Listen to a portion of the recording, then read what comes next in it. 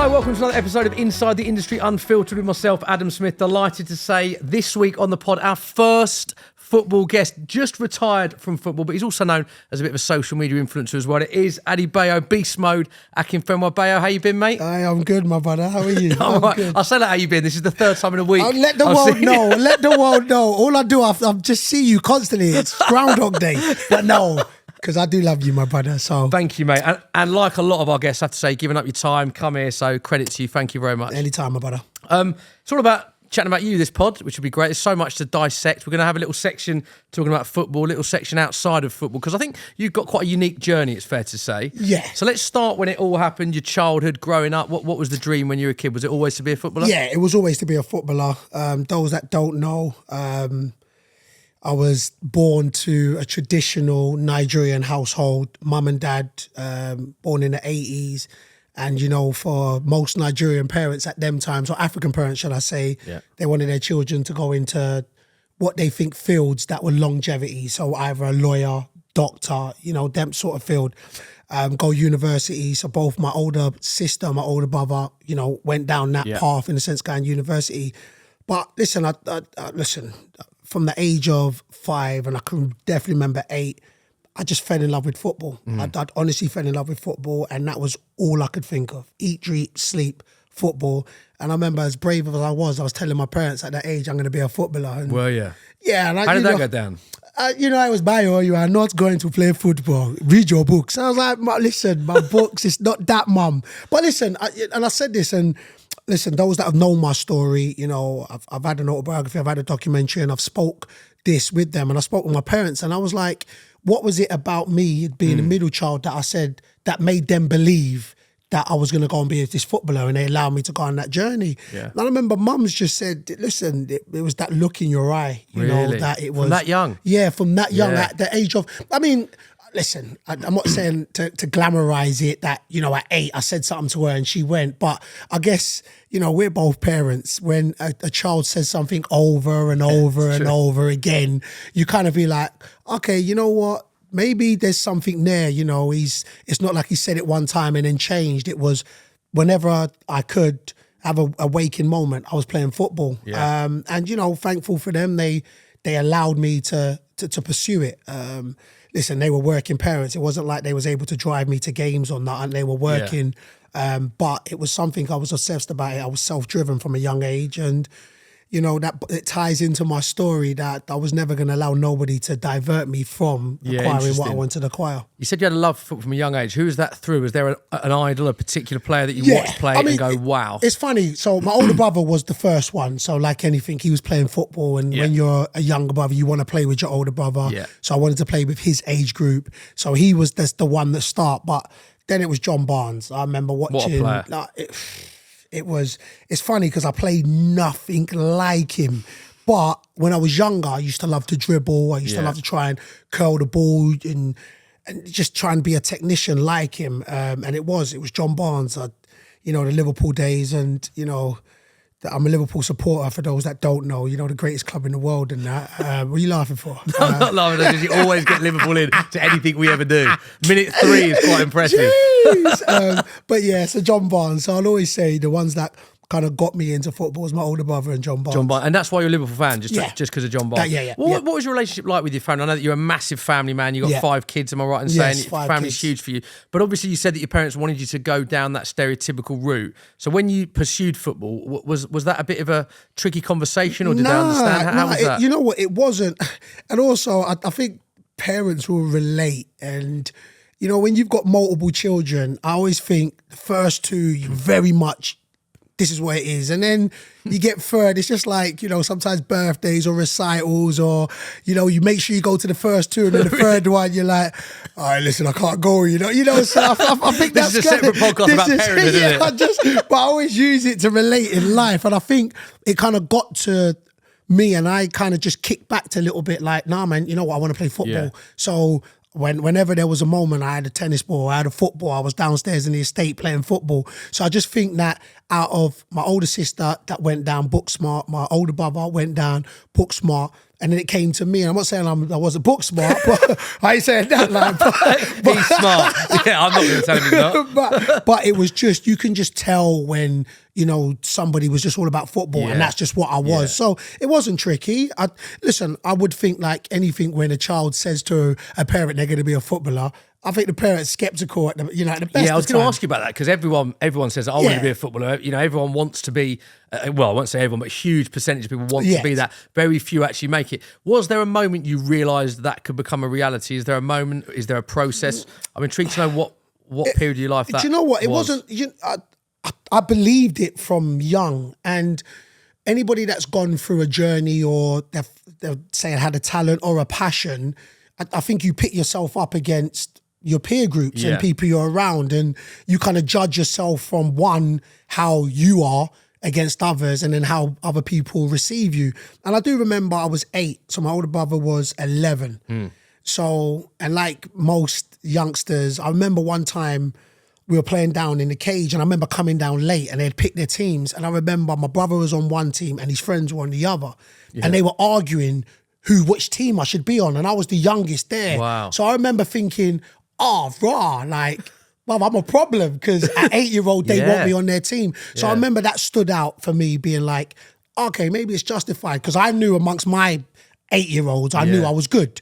But then when the olders were taking you in, especially in an estate, like, and then you hear it, and then you go to clubs, and then you go to games, and you know, there's one thing when you play in an estate, and then you play matches, and you're still as good as what you are around your friends when you play strangers. And that was what I was just, and it just kind of reinforced that, nah, man, I can play this game. I wouldn't say there was a definitive moment where I was like, I'm going to make it as a pro. I just said, I love this game, and I couldn't see myself doing anything else. Powerful moment that, actually, because I've got siblings, and you know there is a difference in the age gap when you step up or step down. But when you're 8, to be the main guy for an 11-year-old, I can imagine that gave you a lot of confidence. Massively, because I've got an 8-year-old and his brother's 13. Yeah. And I know it's a bigger gap, but I would know if my youngest one was playing with his older brother and they were arguing for him, I'd know it. I can see it now. You can't really see it when you're that age. You're just going along with the process. But I look back at it and I just was like, right, they're arguing because you know you're quick. Nobody wants the person who can't kick a ball who's going to lose the game, you know? So when you're getting pulled, like, I want him on my team, I do remember at that age thinking, nah, man, I'm a problem. Let's talk about I like it. Let's talk about your youth team days at Watford. Yeah. And your memories of that. Because you're quite a confident, outgoing guy. You know, I speak to so many people that have been in a dressing room with you, your life and so. What were you like then? Did you have that confidence at a young age? Were you a bit apprehensive at that stage? I was always confident within myself, but I weren't. It's funny because I wasn't really loud. I was very much, I'll get him, play football and I'll leave. That's how I was. Really? And that's how, and even I can remember my Swansea days in the sense where, brother, I'd get in, play football and leave. And part of that was because my whole core group never played football. Right. So my best friends don't play football. Both my brothers don't play football. So I was very able to play the game and switch off at a young age. Yeah. So that's what it was. It was something that I was able to get up, go to training, finish training, and then just go hang with the man them. So that's how it was. So I remember my Watford days, and by the time I'd got through Watford though, it was very much, I was doing a lot of trials, getting rejected, a lot of trials, getting rejected. How was that? Constantly getting rejected?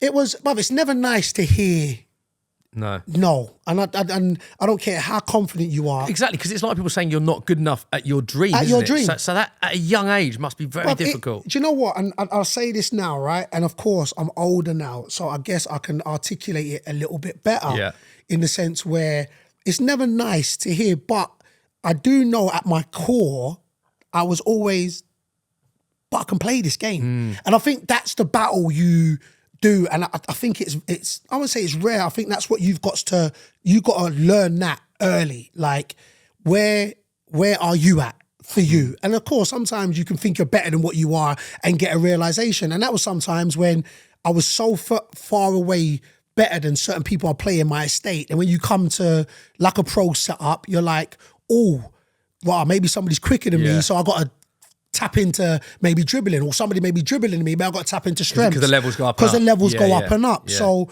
there's a realization that you learn early. But I still think for me, whenever I went to places and I wasn't training every day. You're just going off the cuff. So I was like, even if these kids were better than me, they're not that much better than me. So if I'm training every day, I'll be able to. So that was always my default settings. So, but again, it's never nice to hear it. So when I was going places and I would hear, oh yeah, you know what? He's got to be like so-and-so. And in my mind, I was like, but you've had this person for years and he trains daily with you lot. But I've just come in. So how are you telling me I've got to be at that? So that's how I always used to, whatever it was, my mechanism to cope with it. That's what I used to always say. So when I got to Watford, I remember I had a trial and I think I played 3 games. I think 2 games I played pretty well. I remember we played Wimbledon and I came up against Lionel Morgan and this just came to my head, what a baller he was. Like, I remember there's definitive moments. I thought I was quick, not even thought, I was quick. And I remember we had a corner, he broke, and this is when I realized there was different levels. He was traveling with the ball. Yeah. I was running behind him and I only caught him by the time we got to our box. And I just, in my mind, that had never happened. So that's a big, wow, this is another step up. That was a build. For me, I was like, there's levels to this. And I remember that. And I remember fully, and when you play with yours, I was like, if I just run, I'm going to be able to get there. But I'm chasing him. And in my mind, I could just remember, I think we lost the game 3-2. And he scored a hat-trick. Nah, to be fair, I don't even think he scored, but I think he could have. He was that good. Yeah. But then I remember after them 3 games, for some reason, I can't really recall, but I didn't play another game. And then the manager that brought me in, he left and went to Forest. So we had another manager. So it looked like I'd restarted my trial all over again. So that was 3 months. Then another manager came in. That was 3 months. I think that was Luther Blissett that came and took in until we got another manager. And then he then went back to the reserves or wherever. And then we had another manager. So in all, I was on, it felt like it was an 8-month trial. And then at the end of the 8th month, the final manager came in and said, well, look, we got 9 strikers, including the first team strikers, that's trying to get into 2 teams, so the reserve team and the first team. And it was just like, look, you're just not going to cut it. So I was like, at that time, and I can remember, I've said this a few times, my parents used to work all the time, innit? And I remember the day before, the manager said, call your parents in, we want to have a conversation. So I took that as, oh, they're signing me. Oh, wow. They're bringing in my parents to sign me. Thinking it's good news, yeah. Good news. So I'm like, so I remember them taking time off work. And all I can remember at this age, so I remember he came in, sat me and my mum down, mum, dad and me down, and he said, look, and he said the same, we've got 9 strikers trying to get into 2 teams and he's not going to cut it. And all I remember looking at my parents, I looked at him and I looked at my parents and all I can think was, you could have told me this, but you made my parents take time off work to reject me. So that's all I can remember. Like, so I was more mad that he didn't just say, because at that time I'm 18, so I'm doing stuff myself, you know, going training by myself, going. So at this point, I could have just gone home and told them, Mum, Dad, they released me. But to do that, I remember being so mad in my mind. I remember driving home. Because your parents are there. Because my parents are there. Off of that, I could have told them the bad news. Yeah. But for me, you made them take off work to hear bad news. That was so, for me, it was a double hit. But again, I'll always say, look, you're a product of your environment, product of your experience. And I remember saying to him, and I remember my mum chuckled and call it I don't know if it was a defense mechanism. And I remember saying to the manager, I said, you know what? No, he said something like, I don't think you would make it. He said something along them lines, not as, I don't think it was as cold as that. But just being honest with you, but just being like, look, I don't think you're, and I remember saying, you know what? I bet you the next time we play your team, I'm going to score a hat-trick. And that was my response back to him. And I don't know if that was just me covering up the fact that I felt hurt. But I was confident in that. And my mum chuckled like, Bayo. That's how she was because I was a confident brother anyway. But then I remember getting in the car thinking, and they were just driving back like, okay, cool. They rejected him, innit? Like, because I remember, again, I'll go back. At 16, I thought I was going to sign. So when I left school, my mum was like, look, you're not going to sit at home, do nothing. You know, at 16, you can either go work, go college. That was it. So I remember nothing happened at 16, which nothing. And my mum was like, you're not sitting at home. So best believe you better go to college or you're going to go get a job. So I remember thinking, all my boys went to a college that was close. And by the time I said, let me go to that college, there was no spaces. Right.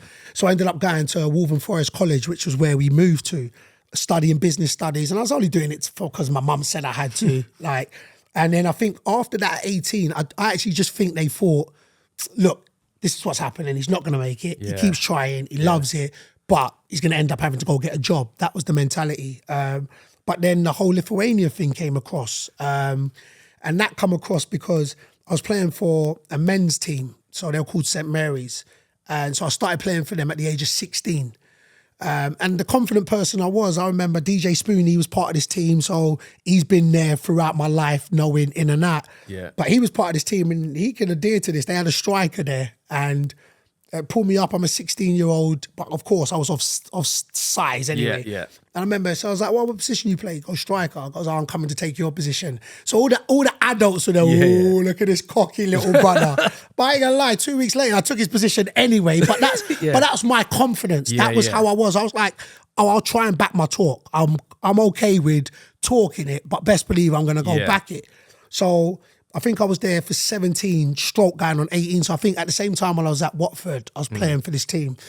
And then this is when this agent came over and watched the game. And I remember him thinking, this is a good player. But maybe how old is he? You know what I'm saying? And then when he found out I was 17, he was like, 17? He was like, nah, man. I've got to manage this player. And this is what he was. Had no management, had no experience before. Was just like, I remember him thinking, he had done success in another field. So he was like, nah, man, I'm going to go and be a success as an agent. So I was his first client, and which happened that he was married to a Lithuanian lady. Right. And then while I was playing for Watford, I played the game, the president of this FK Atlantis team was there. Don't know how. But then he was like, look, we like this player. Would he want to come out? That's how it came about. So that's how Lithuania came about. So on the one hand, the rejection from Watford with your family. I mean, I can tell the way you were even portraying that story. You were gutted and how that came about.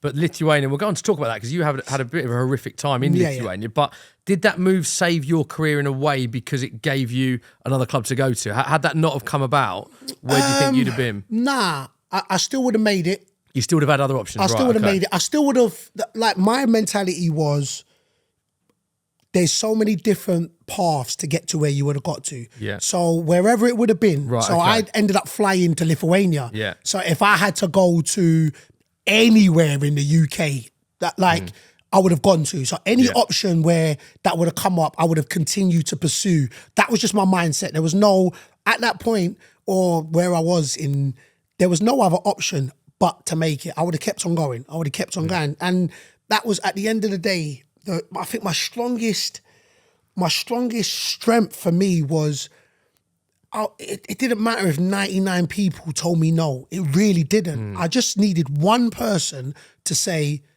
let me give you a run, or show me.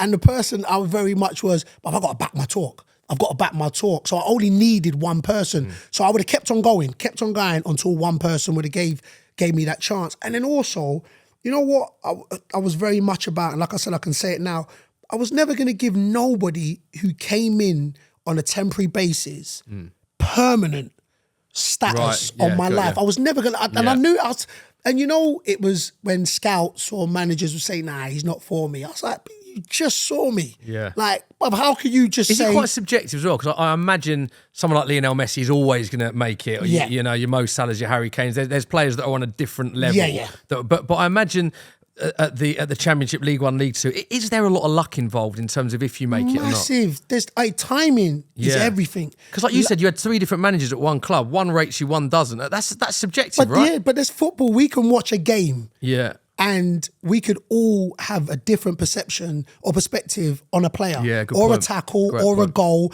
And that's what football really is. And that's why you will find different players that will excel under different managers, because different people see different things and in different them. Systems, formations, and all that's that. Where, So at that time, you know, when I look at it, and I say this to my son, I'm like, you know what has to go right for you to get selected off a trial? That especially if it's a 24 one-day trial or a 3-day, you have to tick so many boxes up and you're up against those that are trying to beat you, better you.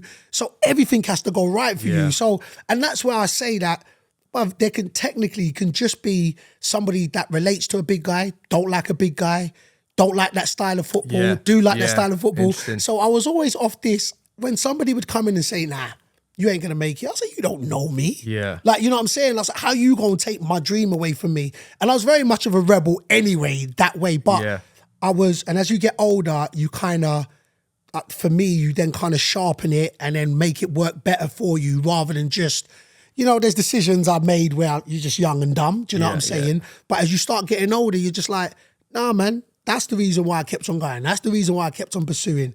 So that's what it was. It was very much of a, you know what, but I've keep going. Just get somebody that backs you or likes the way you play or likes the way you think or, you know, so keep going, keep going. So if Lithuania didn't come about, I still would have made it. Okay. That's how I believe. Yeah. But what Lithuania did, I kid you not, it shaped me. And anybody that has gone through a definitive moment which shapes your view going forward, that's powerful. So that's what Lithuania did. I think, see, I was 18 when I went out there. And I've said this, you know, I was raised in Dawston, born in Islington, went to Highbury Grove, Metropolitan, so many different cultures. I was raised around that. That's all I knew. And I think when you're young, I keep saying you're fearless. But Lithuania came and gave me this two options. They said I was going to play professional, they was going to pay me. Two things that's for 18 years. That's what I was going for. So it was like a realisation of your dream at that point. So like, oh, snap. Yeah. So again, you don't take, I didn't take into consideration not liking the food, not speaking the language, only being the only black person. None of that even came in to my head. It was, oh, rah, they're going to pay me and I'm a professional. I've did it. Let's talk about that then, because obviously we know that, as you said, 18 years of age, and you did suffer some horrific abuse, let's be honest about it. For those that haven't heard your story, just tell us how bad the racial abuse got and how difficult that moment in your life was. Yeah, so I paint the story, signed in March, season kicks off in April, so 4 weeks pre-season. Maybe end of the first week, we have a pre-season game. Game kicks off, and as strikers do, you stand out on the far side, kick back, they do a diagonal ball. I go and get over my chest, boom, start hearing monkey chants. Straight away? My first touch, monkey chants. So all the lead up, doing the warm up, nothing. So again, you just, I'm going to play this game. Oh, let me just go and score. That's how I was. Monkey chants. But I kid you not, I was like, nah, man, that can't be right. Like, first time, so I'm 18, so of 18 years of my life, I've never heard any of this. So in my head, I'm like, nah, man, I refuse to believe that's monkey chants. So anyway, game goes on, a couple more minutes, I touch the ball again, monkey chants. So now I know this is monkey chants. So I'm thinking, what the hell? So literally, it's like, I'm not a small boy.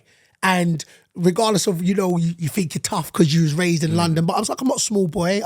So I was thinking, wait, the audacity. So I remember this is what's going, while the game's going on, like, for me, it's slowed down and this is what all I'm thinking. It's all split seconds, but this is what I'm thinking. When all of a sudden, I kid you not, if this was a film, it would have just gone slow motion. I would have been stood in the middle of the field, just looking round.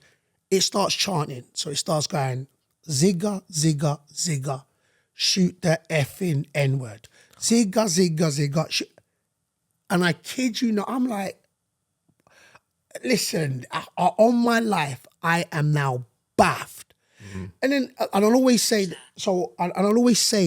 what gets it the most, right, is, say about 1,000 people is chanting this fans.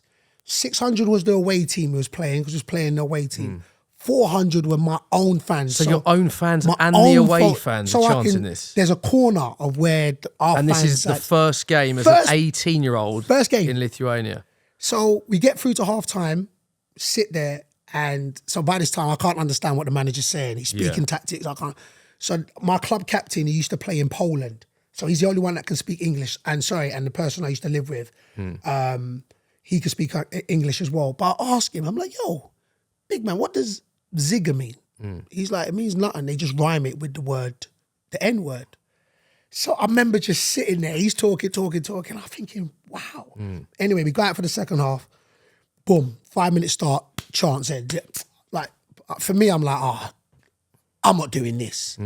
So I remember, I get off, I come off, and I remember massive cheer when I come out. So I walk off, and I remember I call my brother. So I asked to use somebody's mobile, I call my brother, and I goes to him. So it's my older brother. So I goes to him, I was like, yo, bro, I'm coming home. He's like, bro, why? I goes, nah, man, they're being racist. I remember this like it was yesterday. This is like 20 odd years ago. He goes to me, look, bro, I won't tell you to stay anywhere that you don't want to stay. But if you come home, they win. So I remember at that point, it didn't sink in. I was just like, whatever, like they've won, I'm going, whatever. So anyway, I go home, I sleep, and I remember I wake up the next morning, and I've said this numerous times, call it defiant intervention, call it, I don't know, ego, whatever. I just remember thinking, nobody is running me out of anywhere. And I remember from that point on, listen, I'm not saying it changed in regards to how they perceived, but I remember I went on there, I scored goals. We got to equivalent to the FA Cup, so it's the Lithuanian Cup. FK Atlantis hadn't won a cup in 11 years. Cup final. Yeah. We win 1-0. I scored the only goal. Wow. And it's funny because what I learned quickly is I was the first black person in the league. Yeah. One of a few black people in the city of Clypedo where I stayed. And what happened there, so I was still getting racial abuse from the away fans, but my own fans, and this is why I talk about defining moments. My own fans started taking to me. I got a nickname called Zugali. I think Zugali means bugs, but a bunny in Lithuanian, and that's because my speech pattern, back in the day, I was like, yo, what's up, man? Hey, man, what's up? Yeah. And Bugs Bunny used to always say, what's up, Doc? Yeah. So that became my own little, so in the newspaper. So the home fans took to you after you started scoring goals, it changed towards. And I remember learning at 18, I was like, rah, ignorance is bliss. And I was like, rah, these people are just scared of what they didn't know. They had never seen a black person before. And I, for myself, took pride on, rah, you know what? Regardless of what, don't know if I changed I don't know if I changed them fundamentally, but the football became bigger than them turning on their own player. Yeah. And I remember thinking, and it was the first time of experience celebrity. I remember I opened up an Adidas store. I remember cutting it with the ribbon. I was like, oh yeah. We met the mayor of Clypedo. I didn't pay. Cinema used to be my thing. I was like, I'd like watching films. So I remember I didn't pay in cinema. I'd go to restaurants, and I was like, oh snap. I can remember the beginning, the during, and then that end of that season. I was like, and I remember learning at that point, because I try and paint the picture. There weren't iPhones, there weren't FaceTime. Those older people would know how to talk. I had to go talk on MSN on the computer, communicate. Had to go get phone calls to call. So when I'm talking about I was isolated, it was a year, it was the time of being isolated. But what I learned and what I grew up, I remember when I came through that, I was like, honestly, when I came back to the UK, I was like, there's nothing now I won't be able to deal with. Nothing. Not saying anything would be, but anything that gets thrown my way, I came through that at 18, I'll be able to come through anything else that's thrown my way. Was that a bit of a defining moment? I'm not going to say in your career, I'm going to say in your life, actually. The fact that you're drawing that picture there, 18 years of age. It sounds like, obviously, you don't speak the language, you don't know the culture, you don't know many people there, your family's not there with you, you're getting horrific racial abuse at the age of 18, and you don't even have the technology, like you said, to FaceTime or to do that. Yeah. But you come through that, you score the winning goal. As you said there, does that feel like a real defining moment in terms of that advice your brother gave you was such good advice that you didn't let them win, and actually achieving that? Did that make other things after that easier to achieve, if you know what I mean? Massively. Like, I always say to people that I am what I do ain't me. So I put whatever it is, it doesn't matter if it's football, media, acting, I'm always going to be me. I'm always going to be authentic. I can vouch for that. You are so, uncategorically you all the time. All the time. Yeah. So I remember going, that was a defining moment in me as a person to be like, wow, man, be you. Like, you know what I'm saying? Like, and I didn't have all the answers there. I was still a kid. I look at it now and I asked my mum this. I was like, Mum, because I wouldn't let my daughter or my son, my daughter's 16. So in 2 years' time, if she told me she's going to New York to do drama, I'm like, hell no. Really? What? Really? Unless I'm going with her, even if my son. Well, why though, out of interest? Oh, when my daughter, I'm protective as hell. I won't even lie. But even my son, like, listen, maybe, I don't know, maybe I'm more protective nowadays. I don't know. Really? Maybe we see more on social media. I get you. So maybe the world was always scary, but when you're young, you're fearless. You didn't know about it. Whereas now, the world's scary. So maybe that's why. But I say that to Mum. I was like, Mum, I'm still a kid. Like, she's like, boy, like, not being funny. If she said no, I would have found a way. You know what I'm saying? And that's how obsessed I was with football. But that's what I said. It was a definitive moment in my life to be like, nah, man, like, do you, stand by you. And listen, I stand by this quote and I live by it. And I knew it back then, but it was synonymous in my life, is that don't do things to prove others wrong. You know what I'm saying? Do things to prove yourself right. So I weren't going in there. I mean, at the time I probably was, when my brother said they win. Don't go in there to prove them wrong. Don't go in there to say to them, look, I told you I can go play. Go prove yourself. Like, do you think you can? Yeah, I can. Go show it. So then in retrospect, you're proving them wrong, but you're putting the energy in yourself. And that's how, at a young age, I didn't know it at the time, but that was me. That was my DNA at the young age. So like I said, when I'd come through that, you know, you're just like raw. And then, look, my faith is everything to me. And you would ask God, wow, God, what did I do? Like, what did I do to, you know, what am I not good, or am I a bad person? You ask God, like, why? And I say that now, that sometimes for me, when you are going through your darkest times, it does set you up for future endeavors. So when you come through, when actually then you get and see the light, you're then within the light. And that's what, when I went through Lithuania, it was like, yo, that was dark for me at 18, but then learning the tools to be able to then navigate, because I couldn't foresee, and this is not even me kidding you, I couldn't foresee how life turned out for me. But the tools I learned at 18 allowed me now to navigate the journey that I've gone through thus far. Yeah, it's powerful, that, really powerful, I have to say. You've mentioned your size a lot. Yeah. And I'm right in saying you've always been this size, big, obviously in great shape, Bayo, as you always are. Thank you very much. But a lot of people have said this, too big to play football. We see this labelled at you all the time. Yeah. Too big to play football, too big to play football. You said that you even had that as a 16, 17-year-old people. Yeah. What was your perception when you got told that, and when you're getting rejections and that is a thing? Did that wind you up? Massively. You know, the crazy thing is, right? But I understand it. I understand that I don't look like a footballer. Like, I wasn't built. I weren't footballer set. And that was because the majority of footballers, you have to run around for 90 minutes. Yeah. So the more you carry, the less you can run around effectively. So I understood that. Funny enough is, though, because I was always my size, I was just used to always being bigger than people. Yeah. So for me, it wasn't... It weren't nothing to be labelled. I was just, the big strong one. That's how I perceive myself, but could do everything that. I was like, but even as being this big, your guys can't stop me. So it's not like, oh, I'm big. And that's how I used to rationalise. But when you're getting it all the time from people that are rejecting you, I imagine that it used to gripe me, because it was more the fact that it wasn't like they were saying, oh, you know, you need to get better. Like, it was just, for me, they were just like, you know, you're a bit big. Okay, what can I ball? Yeah, you know. You got good, so the size goes up and down, period. So it used to always gripe me that. But what I also know is, I do think that, especially back in the day, it was very tunnel vision. So even down to training, it didn't matter if you was a midfielder, defender, attacker. There was a blanket rule for everybody. So everybody has to get in at this time. It don't matter if you're a goalie. Whereas I think as the world has evolved, you put heart rate monitors, so different people will have strengths in different areas. So whereas when I was young, everybody had to be a certain ilk of a player. Everybody had to be of a certain ilk of a player. But was I bigger than every? Yes, I was. But for me, for what griped me the most was where it just stopped there. It was like, oh, no, man, okay, I see you got some, but you're big. Then it was that. It was gone. It was like, oh, no. You lot keep saying I'm big, but... So it's like people are judging you before they've seen you play football. I just thought, in my mind at that time, it was easier to get somebody in shape than to teach them technical ability. That was what my perception was. Got you. Whereas for them, it maybe was, well, we've got somebody who's technically and what they deem as a perfect football size or a football size. So that was what my battle was at the time. Like, no, you're too big, you're too big, you're too big. And listen, I'm not small. Do you know what I'm saying? Over that, I know that. But what I'll also say is to people who have followed me or But like I said, man, stand by your truths, innit? You know what I'm saying? Don't allow them to put you in a box.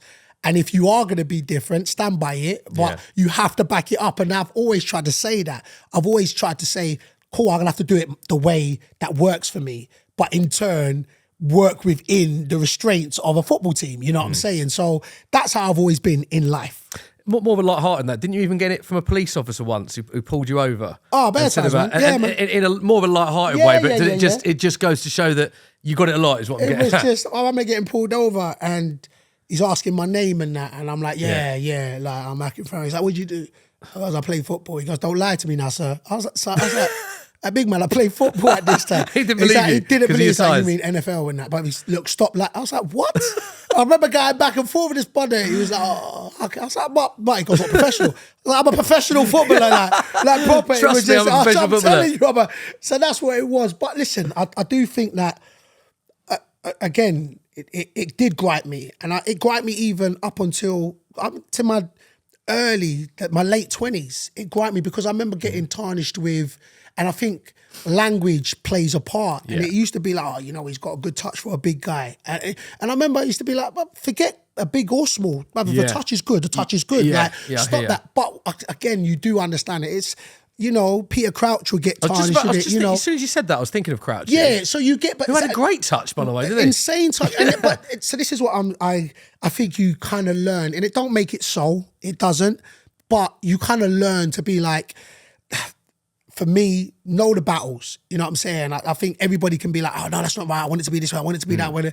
And it was just like, then after a while was like, look, your narrative's your narrative, innit? So listen, I'm going to be the best version of myself, your narrative. So yeah, if I got big, then I'll just turn around and say, nah, I got a good touch for a big, small and indifferent guy. And you just kind of give it back to them the way you are. But as long as you're comfortable, and I think that was the element where I was going through where you kind of want validation for your ability. Like, no, man, forget my size, just tell me. But then it comes back to it, no, man, if you know you got a good touch, you got a good touch, no matter if you're big, small or indifferent. Yeah, it's a great point. After Lithuania, I was looking at your career, Bayo, and it's fascinating in terms of the amount of clubs you've been at. So after Lithuania, you came back, as you said, it was a amazing ending, scoring the winning goal in the cup final. You then had a period of 5 clubs, I think I'm right, in the 2003-04 season: Barry Town, Boston United, Leyton Orient, Rushden and Diamonds, Doncaster Rovers and Torquay, all of which are miles away, by the way. That's not like you're all 5 London clubs or 5 Manchester clubs. How tough was that period? I mean, for you, your family, moving constantly. And easy. What was easy? Easy. Really? Why? So I remember saying, when I left Lithuania, I couldn't use a mobile phone. Yeah. I couldn't drive, as in they offered a car, but didn't know where I was going, so there's nowhere to drive to. There was nobody that I could hang out with, no friends, no nothing. When I came back here, and it's funny because Lithuania is like a 2.5 hour on the plane. Yeah. To drive to Wales is like 4 hours. Yeah. But when I got to Barry Town, I could use my mobile, call anybody I want to call at any given time. Right. I can jump in my car. If I was bored at home and I'd be like, you know what, I'm going to take the 4 hours, I'm going to drive back to London, see a couple. So then all of a sudden, all the restraints that I had in Lithuania was taken away. Right. So it made this aspect for me easier. And that's why I say what Lithuania did for me, it made me then be able to handle and slightly appreciate the other situations. Yeah. So if Lithuania wasn't there, this traveling to places would have become tedious. It would have been like, oh, I want a perfect setup. I want to be around home. I was in the UK. I could phone. I could sit at home on a mobile phone after 6, by the way. You know, that's when the line was free and that. You know them times. Younger folks won't know about that. Older folks who know what I'm talking about. After 6, I could talk for the whole evening. But yeah, so... And I could just talk, and it just then became cool. So like, worse, I'll get on the train, I'll come back to London. It's interesting you said this. So had you not had Lithuania, that might have been a really stressful period. But because massively. you had Lithuania, because it was so challenging. I wouldn't do it again, but I'm glad it happened. Wow. And that's what I keep saying. Even though you'd done Torquay, then you did Rushden and Diamonds, Barry, you were travelling a lot. At that point, so what happens now, I don't think you'll be able to do, I think they've put a limit on how many teams you can play for in a year. Since Akinfenwa 2003. I think they said, right, Akinfenwa's played for 5 clubs. What's happened in this? So I think it stopped. So what happened was, when I came down, I played Barry Town for a season, then it folded. Yeah. So then to start again. Right. So then I went to Boston for a month. And then Orient came in the month afterwards. Right. And Orient was home, London. Yeah. I said, oh, doesn't even matter. I'm home now. Yeah, yeah. So I went to Orient for a month. Then Orient said, look, we're not going to sign you for that month. Then we played Russian and Diamonds, who was a league up, said, we want to sign you. I was there for 3 months, didn't play. So at this time, at these 3 clubs, I had played for Boston, I think 5 times in that month. Orient, I played half a game. Rushden, I played no games. So in that, I think 5-month period, 6-month period, I played 5 games, but was affiliated to 3 different clubs. So then after Russian and Diamonds let me go, I went to Doncaster. Doncaster was where it started. So this is what I was saying about, I don't think they would allow...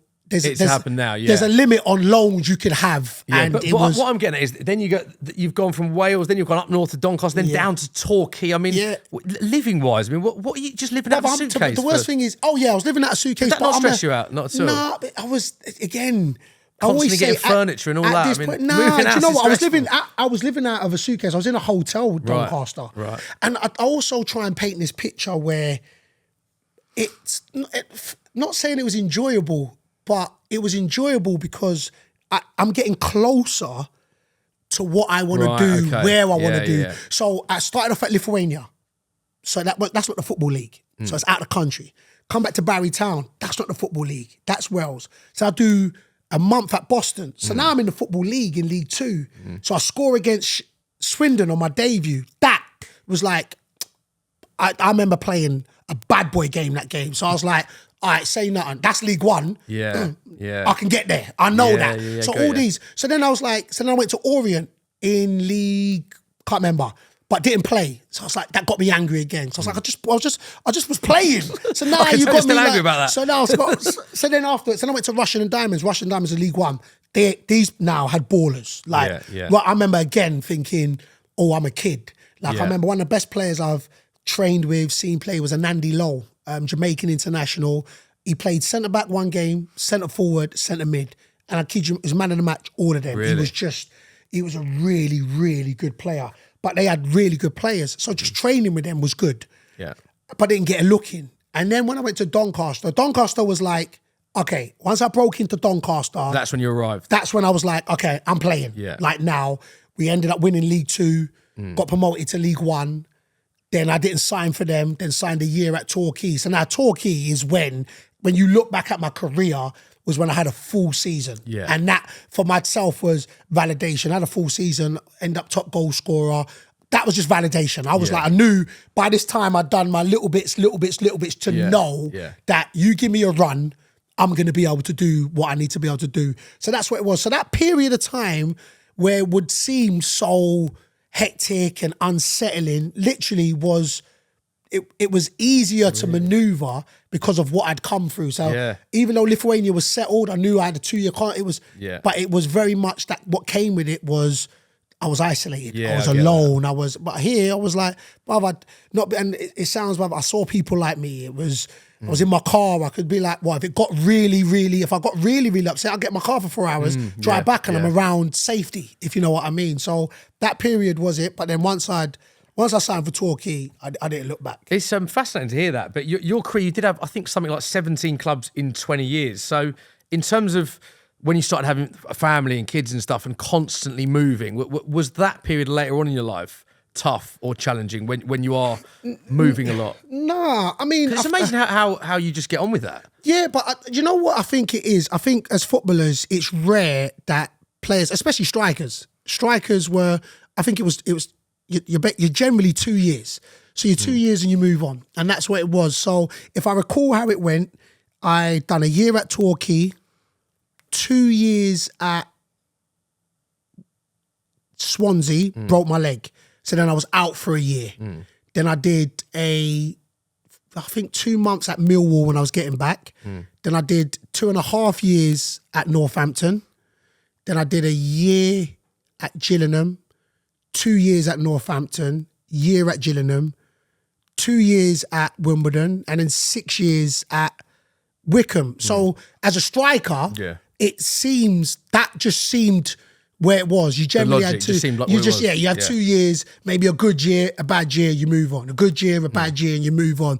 And that's where it was. So, I mean, I flip-flopped between Northampton and Gillingham. Northampton was one of the best decisions I made after breaking my leg. And I only made it because it was closest. I only had 2 options. I had Cheltenham and I had Northampton. Didn't know anything about either of them and picked Northampton because it was closer to London. I was very much a London boy. But it was the best decision I made. In your career? Best decision I made in my career was Wickham.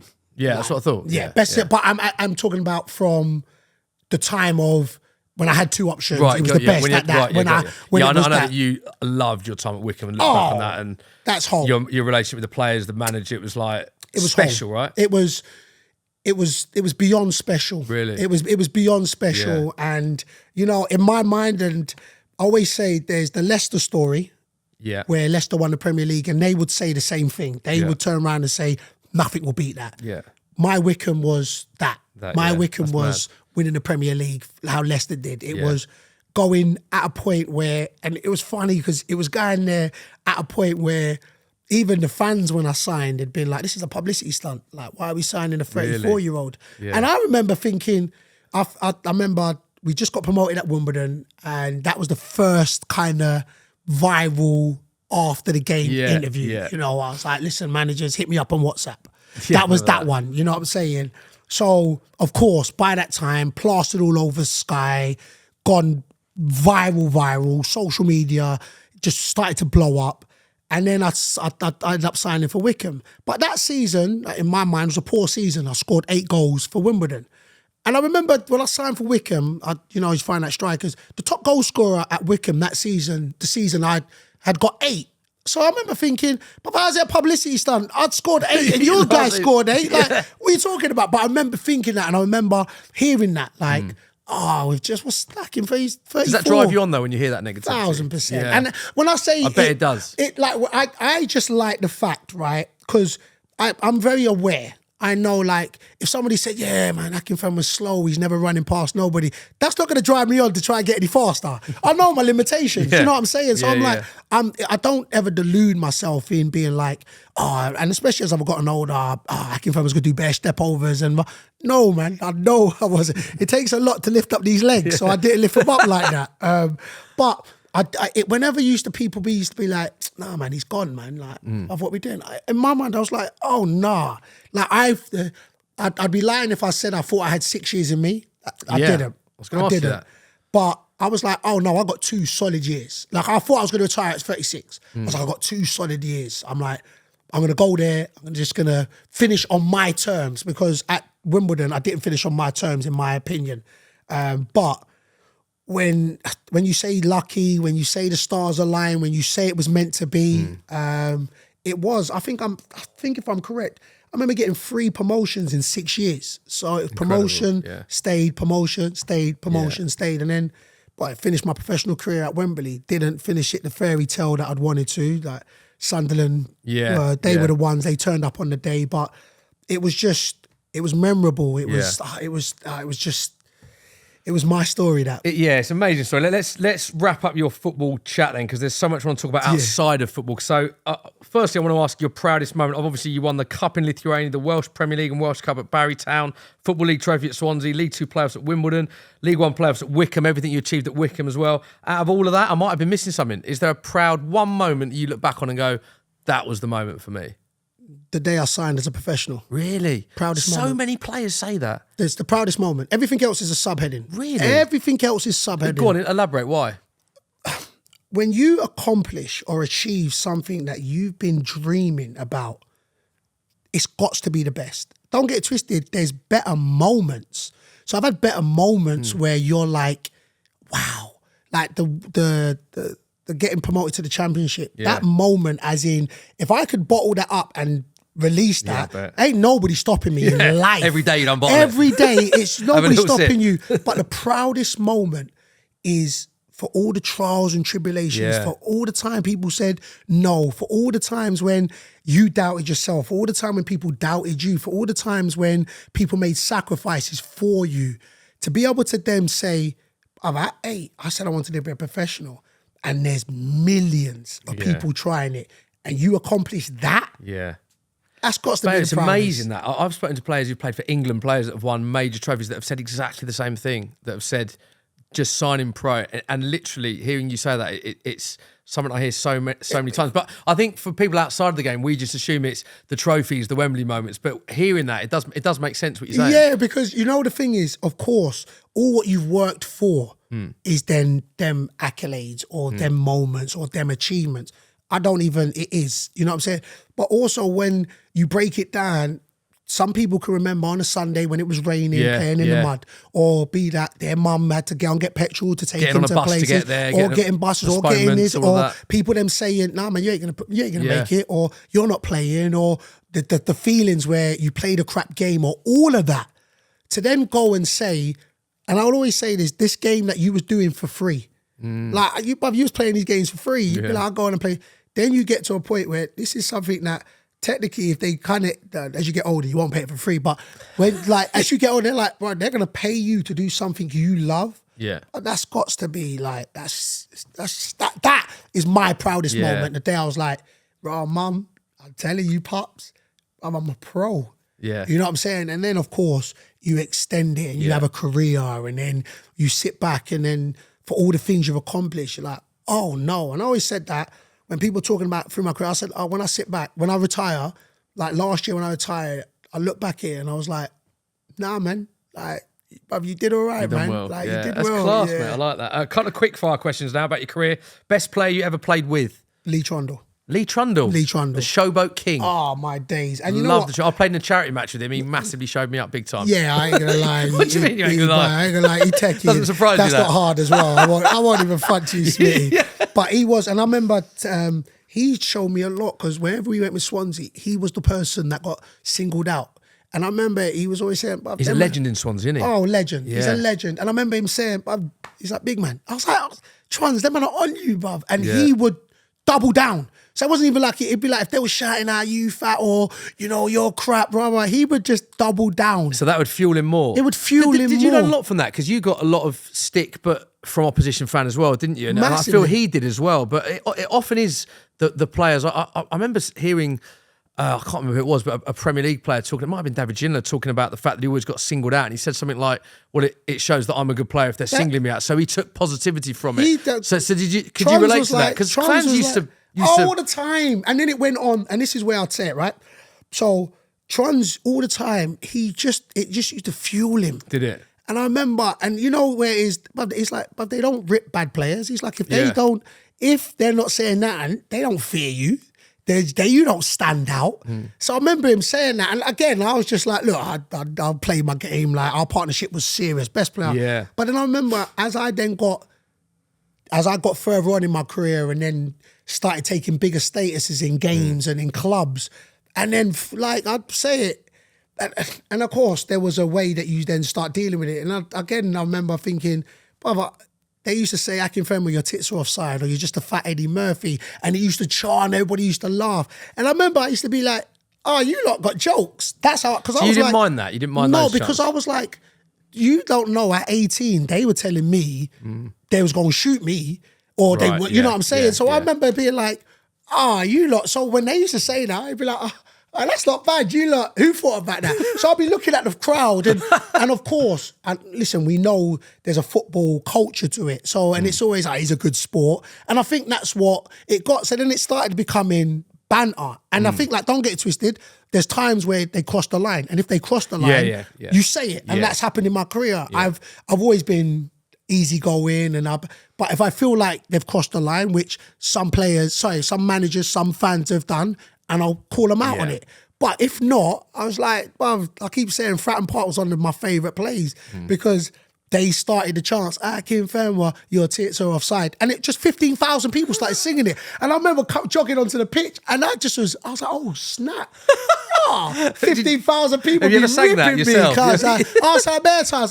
But what made it laugh was the first free kick, I got called off offside. And I was like, oh no, just building them. Just gave in to them, boys. No.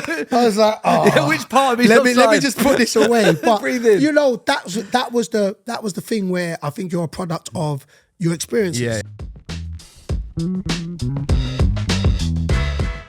Best player played against, Bayo. So Trund's played with. Because you had a few underdog stories, didn't you? You played against some Prem teams in the Cup, I seem to remember. Yeah. Best player I played against was Stevie G. Oh. Stevie G was the best player I played against. Just one, because when you play against your idol, you kind of be like, okay, is he what it is that I see on TV? Yeah. And boy, he was. I've said this, like, we played Liverpool, Wimbledon, and this was the start of people knowing me. We played on BBC I remember watching it. Yeah, played on BBC One. It was meant to be EastEnders, so a lot of people.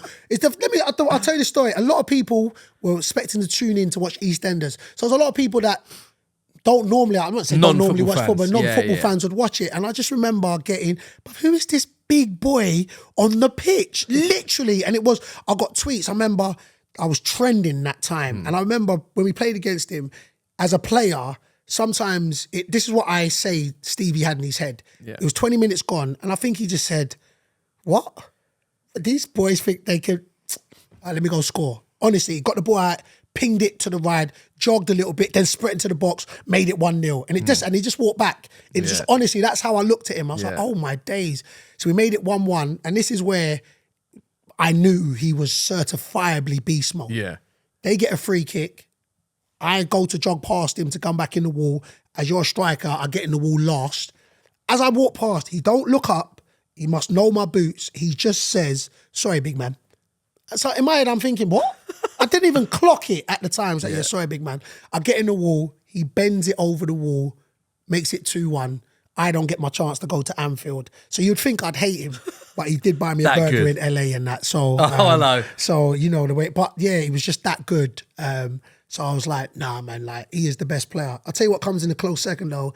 Kevin De Bruyne comes in a close second. And we played him the year I retired. Yeah. And the reason why I've got the utmost respect, and this is not arrogant, so I never like people to think that, but they had a young back four and an experienced forward line. Right. So for me, it's old school, I could pin the youngster.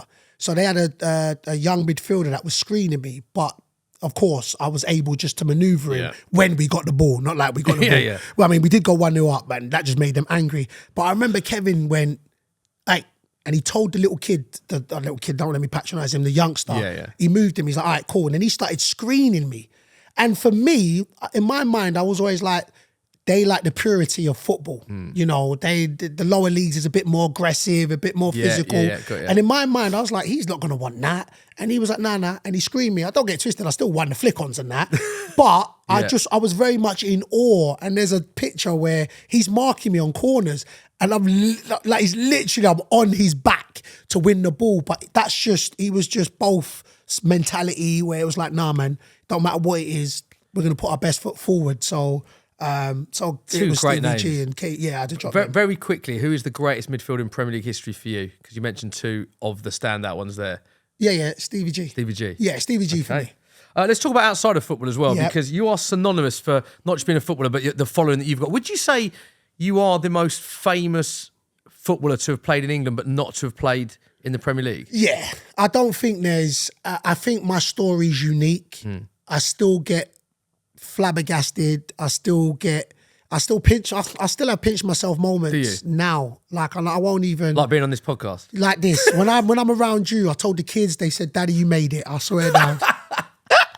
But listen, I still have pinched myself moments in the sense where, like, I keep saying I'm a fan of football. So when the likes of, like, Van Dijk sent me his top, like Hendo's in my phone book, like Stevie G I've worked with. So like Trent, like these are, for me, I'm a fan. So when I'm around the elites and the elites know my name, I'm like, yo, this is crazy. And I remember when I first, listen, there's two real big factors that play into which kind of propelled me to certain levels. The engagement of, or the evolution of social media, and the likes of KSI, YouTuber, which I wasn't in that sphere when it came out. I thought it was a young person's sphere, and I weren't really into that. And then I remember when he was doing videos, and I'm talking about kids they're in their 20s, mid-20s can be like, yo, I remember when KSI did the video. Now they're of age, but grew up with me because How many people of the come up to you now and say that about, I know you from a video that KSI did about you? If not half. This is what I said. There's two elements which have propelled me. The KSI and then the FIFA. Yeah. Them two worlds are just... FIFA, like, I always pay homage to KSI because I think the sphere he put me in, it just opened my demographic, you know. Which is amazing, because was that just one video? That was the video that blew. He did a few. No, he did a few. He did a few, but there's one particular video that we remember. That everybody and he talks remembers. about you. But just give us an insight into how that created your profile and how that bigged your profile up, and how many people... I mean, the more people talk to you about the KSI video than you as a footballer, because that's incredible if that's true. It depends on the walk of life. Right. So it depends on the walk of life. But you still get that today is what I'm saying. Oh, no, I still get it today. Yeah. Like, I can't... It's funny because even in the documentary, KSI was in my documentary, and I actually think he's synonymous. He's part of the journey. He's part of the brand. And because he opened up, listen, what he's gone on to do is... it's mind-boggling. Yeah. But still, yesterday, I would get people coming up and be like, Akinfenwa, I'm a massive fan. I can still remember when, I saw you in the KSI video. I'm like, yeah, man. Like, still, that's like a daily occurrence. But what I do find, which for me was, I wouldn't say bigger. No, it probably was bigger, but I didn't realize how big the FIFA community was. I just didn't. Yeah. I remember when I was the first player outside the Premier League to get a head scan. So to get my facials in the game. Yeah. And these are milestones which, for me as a kid, to just be in the game. So just to hear the commentator say Akinfenwa or my name and my stats was just like, oh no, Mum, look, I'm the real deal. Then to get my actual features, they had my actual size. So it was just all mind-boggling. And sometimes I think people will get it. But I remember when it was happening for me, I think it's a lot more common now because I think a lot more players now are using their social media platforms. So you're seeing other elements of them. We're talking 15 years ago or 12 years ago, people weren't really using it as much. And I was gassed and I was letting people know, nah, man, this is a big deal. So you put it, so KSI and obviously now FC24, but FIFA, the community and KSI were the two big factors for you in terms of growing your following. Of course, you were famously the strongest player in the world on FIFA. Yeah, I mean... Is that accurate? Was that accurate at the time? Nah, the universe. There's people ain't playing... People think I'm joking. If they did like a Space Jam and aliens came down to play, they would have to call me up. I'm not Messi, I'm not Ronaldo, but they would need the strength element. I'm the strongest. So you're saying if you're building your perfect footballer, people do this now, they pick the right foot, the left foot, the head. The strength is a factor. You would be in that. Listen, I don't care. The one thing I'd say, I know my limitations, but there was no footballer on this planet, and maybe Mars and them planets as well. I am joking. Jupiter. There was no one stronger than me. That's what I know. Yeah. And I say this because I wasn't built like a footballer. There's no two ways. Man, I was 17 stones, I think, at my heaviest. I'm pushing 190 kg. And I know people would be like, what's that? Bruv, that's weight. Bro. Yeah, I can relate 190 kg. I can't relate to that. Yeah, you can't. So that was, and I remember saying this at its peak. I actually took it serious. Like, I remember one year when there was a glitch in the Matrix, I think 15, 16, where they gave the strongest player to somebody else. I was genuinely pissed. Pissed. Were you? Because I was like, and I remember I sat down with Rio, and Rio was like, you know what? I think it was 9 of the 10 years where he was like, look, you're the strongest. He's like, you don't share that with anybody else. That's one thing that out of all the footballers, that's yours. And it'd be like for 10 years, if you're the fastest or the best dribbler or the most technical, there was one thing that was mine. No other footballer could take it. However, and I remember him saying that. He's like, I was like, no, don't get it twisted. I was gassed already. But when somebody of that ilk was saying, no, man, that's yours. And because I enjoyed the gym, because I worked out, I enjoyed it. When you get recognition for that, but it is. You put it in your pocket, you're like, nah, man, that's good. So when you've got KSI doing a video on you, when you've got FIFA giving you unbelievable props, strongest person in the game, are you sitting down with your family and your agent saying, we need to work on my profile? Because you're playing League One, League Two football at the time, but you have got a phenomenal platform compared to your other League One and Two colleagues. So are you sitting down and going, we need to strategize this and monetize this? This wasn't even my agent. This was me and my brother. Was it? It was me and my brother. I remember getting a call. So I was at Northampton and somebody said, yo, man, you got a video on FIFA. So at that time I was thinking, rah, FIFA done, I'm on the FIFA game. Yeah. That's what I thought because that's all I heard. I weren't into social media. Then I was like, have you seen this video? And they sent it. And at that time I had 2 million views. And them times 2 million was massive in viewership. So I saw this video and I was like, wait, hold on. 2 million people know Akinfenwa's name. Like, because as much as people may not get it now, I was very, very closed off. Like nobody knew I played football. Like I've always played football outside of London. So in my estate, I weren't built like a footballer. So I remember my Facebook, it was alias. I didn't have a Twitter. I didn't have, my Instagram. I had an alias Instagram because I like to be able to switch off. And like, because all my boys didn't play football, it wasn't like, I was hanging with another footballer. We was just different. But then I remember my brother was like, the funny thing is, the one thing is, I remember somebody did a fake account on Twitter, which had 3,000 followers. So even me, I was thinking, wait, 3,000 followers are following who they think's me. And again, I was baffed at this time. I was like, what is? But what made me laugh was, I think he was having a conversation with Danny Spiller. I just left Danny Spiller in training. Spills is talking to the fake Akinfenwa, and the fake Akinfenwa's talking to Spills. So Spills must have said, hey, tough training. Good session today, mate. Like, yeah, it was tough.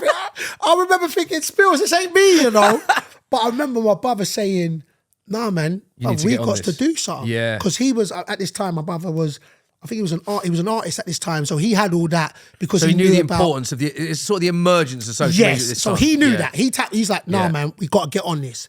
So then I remember we sat down. He was like, bruv, 2 million people know your name.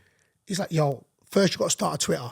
So I remember I started a Twitter, and I think in the first hour I'd got up to like 15,000 followers, and I was just I always try. I was baffed. Because I'm League Two. So all you'd known was football, but was this a big moment in your career where you thought, actually, I'm now not just a footballer? Yeah, not that I wasn't a footballer. I just remember thinking... Not just a footballer, I'm also...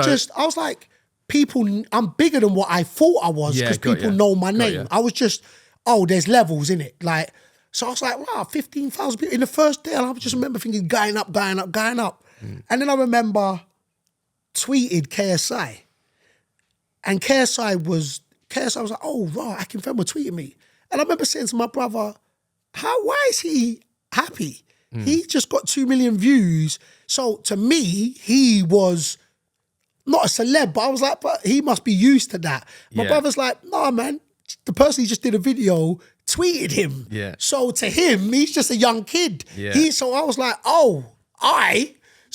and then my brother was like, we got to do something here, man. Like, KSI had this segment called Beasts. So Beast Players. Is that where Beast Mode's come from? Yeah, so Beast Mode came of a derivative of, he was like, he had a segment of Beast, and he was like, man, if I'm the strongest in the game, and I want it to be, what's the strongest thing I've got? And it's like, well, it's not just my arms, man, it's the mentality that you've kept on going. So, man, you got to always keep your Beast Mode on. So it was like, all right, but we're going to give him Beast Mode on. So we're going to start it. So I remember I tweeted heading back to Northampton. Yeah. And I said, it was something silly like, somebody cut me off, like, but I better keep my Beast Mode on or something. I just hashtag Beast Mode on. And then ever since I was like, no matter what I do, I'm going to be saying Beast Mode on. And that's where the nicknames come from, your clothing brands come from. It all come from that. Wow. So that was that conversation with my brother. He was like, this is what we're going to do. That's when the Beast Mode on. And then, boy, that's when the brand came. It came like the Beast. From then, and then Beast Mode on, and then, but then also, I'll also say, when we started the brand, we started the clothing line, I remember I don't know where they did it, but we was the fastest or the biggest startup company to reach a certain amount of numbers. And I remember saying to my mum at that time, everything I learned when I went to college to study business studies came full circle. So I just went for my mum, but what I learned at business studies, when I got that education, it came full circles. And I remember saying, Mum, you know what?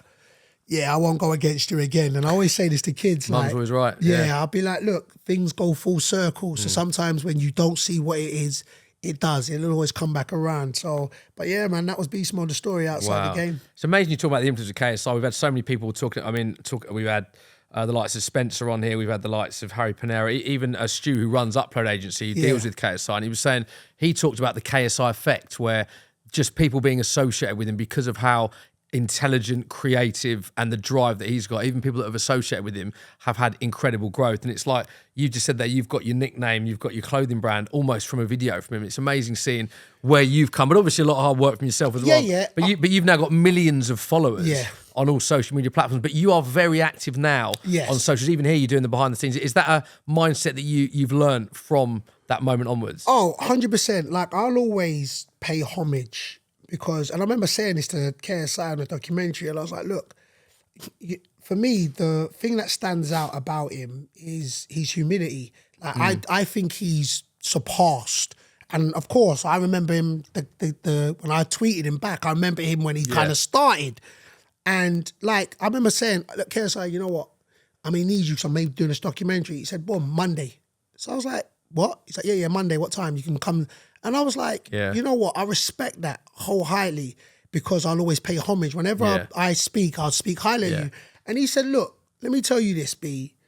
He's like, and this is not arrogance, I've put so many people on, or I've opened the door. You still have to walk through the door. And I goes, look, I get that. I think that's with everything. I think that's with the manager that gives me my first option. They give you an option and you have to kick on. Yeah. But you still... put you in the starting lineup, and you've got to deliver on the pitch. But you have to go and deliver on a bit. But I always you still have to pay homage. And that's what I do, you know. And I still say to him, I see how he maneuvers. I see how creative he is. I see how people keep saying he can't work within different spheres and spaces, but he does. And that's what, for me, resonates so highly, is that how mentally strong he is, because that's what, for me, is the strongest thing we all own, is our mindsets. Yeah. So, but yeah, man, like, I'm active because what I found was, I think followers is modern day currency. That's what I learned. I learned that early on, in the sense where, you know, and there's one thing about having followers and a following. And these are things that, like, you're a product of experience, you're a product of environments, and you learn that as you go. And then the more you get it, I remember players that when I was in the change room, I'd always be filming. I'd be like, yo, bruv, this is what we're doing. And I remember they be being like, bro, why are you on job like that? Really? They couldn't do it. Really? And they're doing it now. And I remember I used to always say, like, you know what? Well, do it, because... Like, Ben Foster's another example of someone who's done it amazing. And amazing. And the thing is, and I'll always say, look, it may not stick and it's not for everybody, but I'll also say that when you learn that you can become your own entity, and that's what my phone is. It's my own entity. It's something where you own it, you can create it, you can grow it. And that's what I say to individuals. But I do think, because we are so used to being creatures of habit and tunnel vision, you kind of go through what you feel the process is. But then when you start, I say, thinking outside the box, maybe that's what it is, you then start thinking, wait, hold on, like, this is a camera, you know? So sometimes some people be like, oh, I need to be in a studio. But your phone... I totally agree. The most DM I get all the time is, how do I become a presenter? How do I do this? I want to do that. And it's great to get it. And I always say, rather than write down on a bit of paper what you can do, just go and show someone what you can do. And a lot of people say, well, I don't have access to a studio or a camera. Everyone's got a camera on their mobile phone now. Go and vlog something, I always say, or interview someone. That can literally be interviewing your mates. You'll get an idea of how good you are, and you'll develop and camera work. And a lot of people are now self-learning, editing, camera work, presenting, but when I was starting up, you didn't have that luxury because of camera phones and all that, and like you're saying. So I think that is the real skill set, is that your phone can do everything.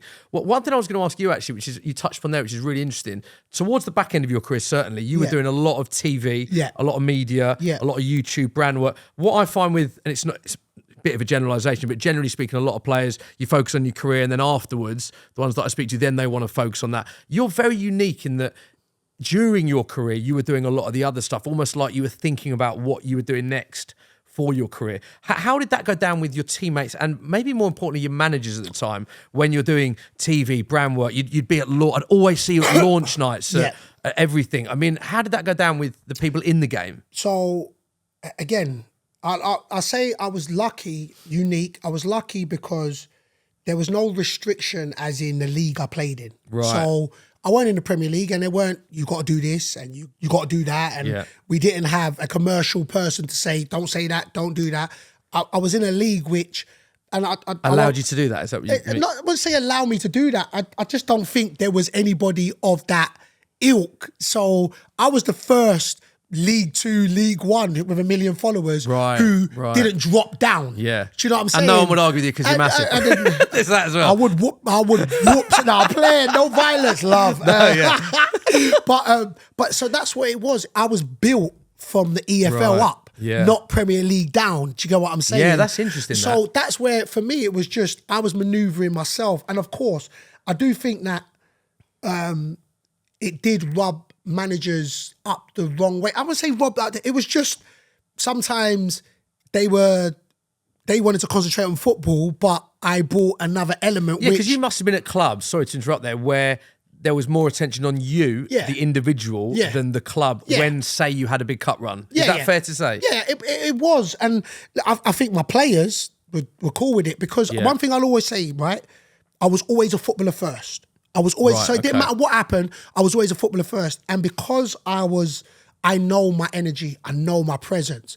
So if I was in a bad mood, they would know. Not that I would go around, I just think your energy speaks before you. So if I was in a bad mood, people would know.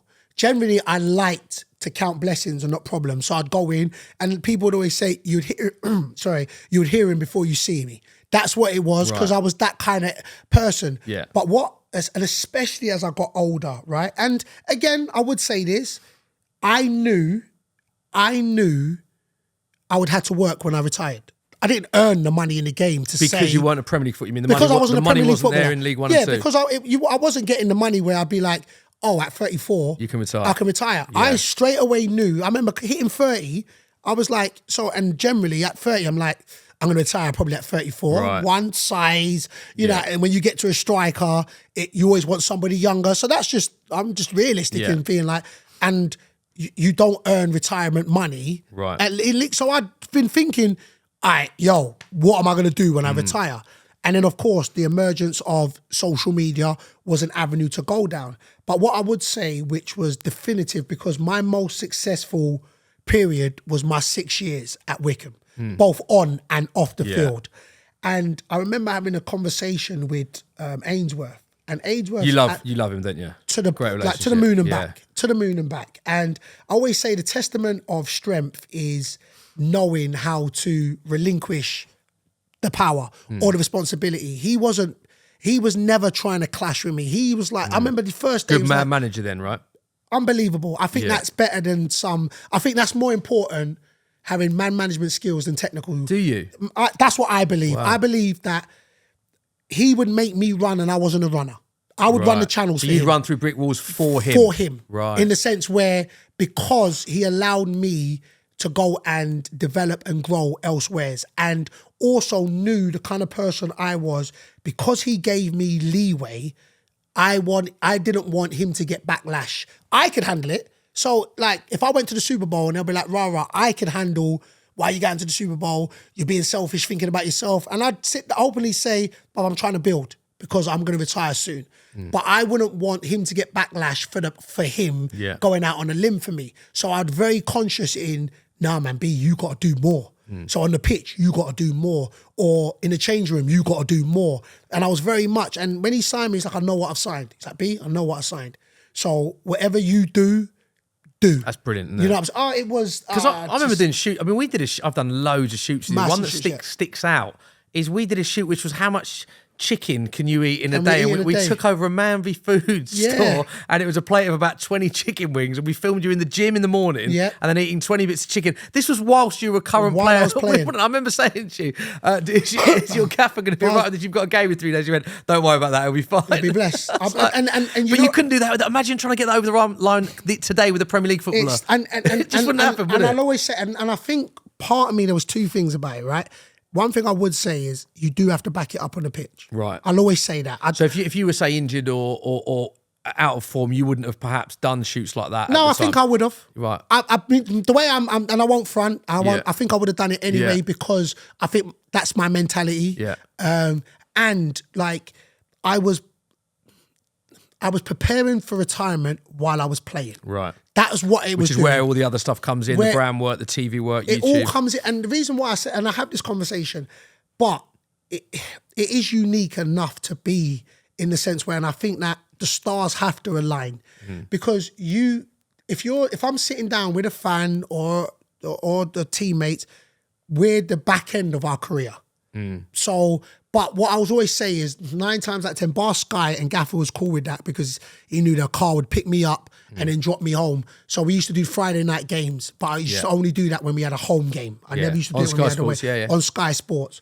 So I remember telling the Gaffer, but what the Gaffer didn't realise, every time I did it, we won. So Gaffer said he can do it every Friday, home way. And that's how we bartered it. But generally, I never did anything on a Friday. So I never did anything. So you always match day focused. So I always match day focused. And I was very adamant about that. I remember bar the Super Bowl that he let me go in the season. There was not, if anything came in, I was like, I can't do it on a Friday. Anything beforehand, Friday nights has to be. I can back that up because we speak a lot when I do the Saturday shows and stuff. It was always when it was like an international break or so I can totally vouch for that. And this is what, and so I was saying it, but then I was talking to older individuals and I was like, you've got to get to a point where you balance building and football because you're not 21 no more. So you have to start thinking about the other side. And I was saying that, and it's a selfish because, listen, it may sound cynical, we are hired help in football.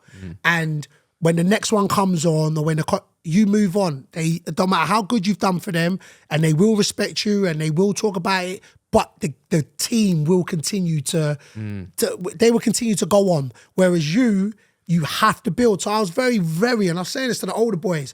I was like, they was like, B, after training, where you going? Like, they would know. It's like, yeah, man, I got brand new. Oh, yeah, I got this, and I got this shoot, and I got this shoot. And Wednesday was always the day where I'd put everything on because it was my day off. And then Thursday after training, and I'll be saying that. And then Friday, I'd be like, so Monday to Friday would be active. Friday would be, Monday to Thursday, active Friday, but because I had to prepare because the transition's hard. Like football's very institutionalized. It's all you know. You're told where to go, what to wear, how to talk, how to act. And then once that's gone, it's gone. And then all of a sudden, your identity is like, well, I'm not a footballer no more. I don't get the told where to come here, where to go there. Now you have to do it by yourself. And that is a scary place to be in, which for me, I knew, but I got to start preparing what I'm going to go into. And that's what, but again, a lot of it has to be said.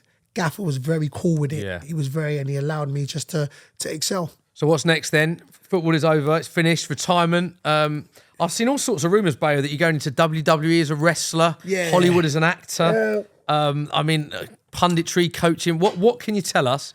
Where can we see you? Because I know that you're very busy. Yeah, listen, I'd first say that I'm blessed in the sense of being busy because I always say, I say this many times, that we touched on it earlier, I'm a father of 5. And I always think like my greatest fear is not to be able to take care of them. And I think it is a scary place when you retire because now you're in the big world and it's opened. But like, listen, I've always said I was a footballer for 21 years and that was one thing. When I retired, I want to do as much as different things as possible and what lands. So already, punditry, did that with BT and Sky. I was doing that before, but I've actually now gone in. And what I do realise is when you're a footballer, they give you a lot of leeway because you're a footballer. Whereas now I've got to do my due diligence. And when I'll be watching you, so you'll be there with your iPad and you'll do preparation and the pronunciation and names. I'm poor with names. But when you're a footballer, it's cool, you can get it wrong. But now, so you got to up your game a bit. Now you got to up your game. You've got to do your due diligence. You now got to kind of give the respect of what. And that's what I remember the first year. It was like, I'd pronounce it like Casado or Casido. These are names. And I remember even, I would know Henderson. So I'd be like, Hendo just got a ball. Oh, great touch by Hendo. And I remember afterwards, when you're doing the breakdown, it was like, look, you know what? people may not know you know him, or I see what you're so saying. you just have to be like, okay, Henderson. Yeah. So you're going, and I'll be like, yeah, VVD. What ahead about VVD? And be like, VVD, but have you got to say Van Dijk or Virgil Van? So these are stuff that you're like thinking, oh, well, you know what? The more experienced you are, the more you learn. The more you learn, and that's what I liked. But what stood out for me was TalkSport. I didn't know how much I'd like the radio, and it's funny. People turn around, what are you talking about? You like to speak? It's but I just meeting different people over the phone and talking and getting different perspectives. It was just, I enjoyed that immensely. And listen, wrestling, I did my first wrestling bout, which I'd injured my shoulder. I did it with Anthony Ogogo. So watch this space for 2024. Yeah, I enjoyed it. Happening in the wrestling space. Yeah, like I enjoyed it. Oh my days, the energy's electric. I would love to see you in the WWE in a Royal Rumble. Number 30. I'll give him the beast mode slam straight off. What would be your finishing move? Yeah, the beast slam. What would you wear? Football shorts. I can't wear spandex. Theme tune. I can't. There's a whole new world. Aladdin.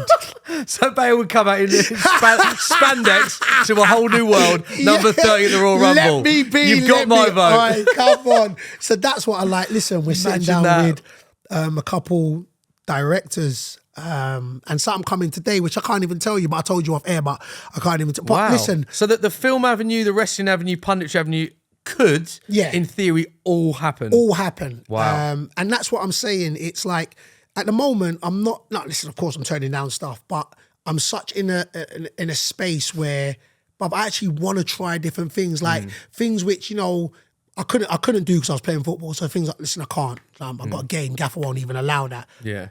That's gone now. So actually now I'm like, right, you know what? Bungee jump. No. Oh. Hell no. You could do that now, you're not a footballer though. No, but okay. I'm still heavy. I'm still a big boy. But they wants me to bungee jump and not come up again. No, there's certain things that I ain't doing. Even they try to get me to skydive. No, I don't play that. My big feet are staying on the floor. But yeah, you know what? We got a lot of stuff, and like even this, we've got the BMO network at the moment, and that's just a beautiful thing where you just get to do different things. It's like, and the one thing I do love about how society's evolved is there's a lot of trial and error. So you can try different things. If it stands, it stands. If it doesn't, you let it go, sort of thing. And that's the good thing. So at the moment now, I'll always say watch this space. But yeah, 2024 it's looking intriguing. It's going to be a good year. Yeah. I know that you're going to achieve massive things because you've achieved big things all your life. Just finally, we ask all the guests this advice for people. You've had a real sort of epiphany moments, it looks like, in your career so far. And it feels like you're starting another career now. So what advice would you have for people that wanted to follow in your footsteps? You know what? It's funny because I would say like certain things do sound cliche, and I stand by, like, you have to be unapologetically yourself. Like you really do. And just because people say you can't, it doesn't mean you won't. Defy limitations people try and put on you. And just remember that a professional is just an amateur that didn't quit in any walk of life. So listen, I've said about, you know, don't do things to prove others wrong, do things to prove yourself right. And for me, that's what I would say to individuals, like, you know what it is you want, know what you're about, and put one foot in front of the other. It's great advice, Bayo. I have to say, you're a good mate of mine. It's been an absolute pleasure. You've given up your time to come here. I know that you've got another commitment. It's a pleasure to have you on the pod. And we didn't even mention the Spurs-Liverpool result, so I know it's good for you. Stop that. Get out of here. We know where's Spurs in the league? Oh, I knew he'd get it. Oh, there we go. That was Inside the Industry Unfiltered with the main man, Adebayo Akinfenwa. Hope you enjoyed it. All right, bless.